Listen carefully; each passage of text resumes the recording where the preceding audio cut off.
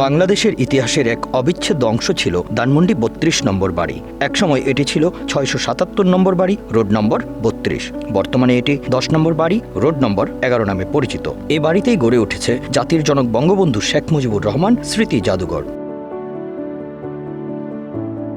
গত ৫ আগস্ট আওয়ামী লীগ সরকারের পতনের পর ওই দিনই ভবনটিতে হামলা চালিয়ে অগ্নিসংযোগ করা হয়েছিল। ওই ঘটনার ঠিক ৬ মাস পর ৫ ফেব্রুয়ারি ভবনটি সম্পূর্ণরূপে ভেঙে ফেলা হয়েছে। বলা হচ্ছে ভবনটি ছিল স্বৈরাচারের সূতিকাগার। এখান থেকেই বিভিন্ন সময়ে হত্যা, গুম ও খুনের নির্দেশ দেওয়া হতো। কিন্তু বাস্তবতা বলছে আওয়ামী লীগের শাসন আমলে এই বাড়িটি কেবলমাত্র জাদুঘর হিসেবে ব্যবহৃত হতো। ভবনটি ভাঙার ক্ষেত্রে বলা হচ্ছে এটি ছিল সাধারণ মানুষের ক্ষোভের বহিঃপ্রকাশ। কিন্তু এই ঘটনার আগে পরে ভবনটি ভাঙার ক্ষেত্রে বৈষম্য বিরোধী ছাত্র আন্দোলনের নেতাদের ভূমিকা স্পষ্ট ছিল।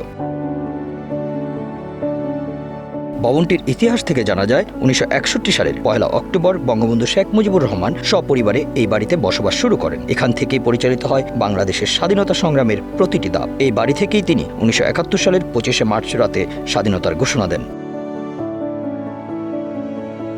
বঙ্গবন্ধুর আগে এই বাড়িটি ছিল সরকারি মালিকানাধীন। ১৯৬১ সালে বঙ্গবন্ধু এটি লিজ নিয়ে বসবাস শুরু করেন। এই বাড়িটি ছিল রাজনৈতিক পরিকল্পনা ও জাতির স্বাধীনতার আন্দোলনের কেন্দ্রবিন্দু।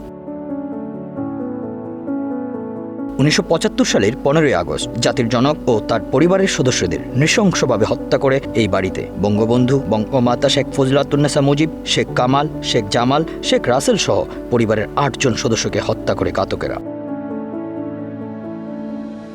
এই হত্যার পর ১৯৮১ সালের ১০ জুন পর্যন্ত বাড়িটি সামরিক শাসকদের দখলে ছিল। বঙ্গবন্ধু কন্যা শেখ হাসিনা দেশে ফিরে এলে তাকে বাড়িতে প্রবেশ করতে দেওয়া হয়নি। ১২,০০০ টাকার বকেয়া ঋণ পরিশোধ করে তিনি বাড়িটি বুঝে পান।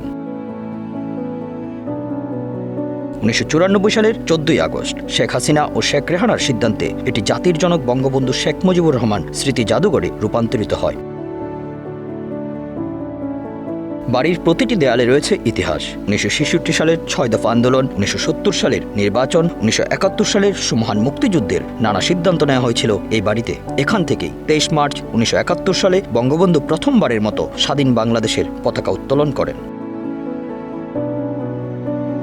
১৯৯৪ সালের এটি জাদুঘর হিসেবে চালু হয়। ভেঙে গুড়িয়ে দেওয়ার আগ পর্যন্ত এখানে সংরক্ষিত ছিল বঙ্গবন্ধুর ব্যবহার করা জিনিসপত্র, তার সংগ্রহশালা, বই, পোশাক, এমনকি সেই কালো রাতের রক্তের চিহ্ন। Bangla affairs news desk.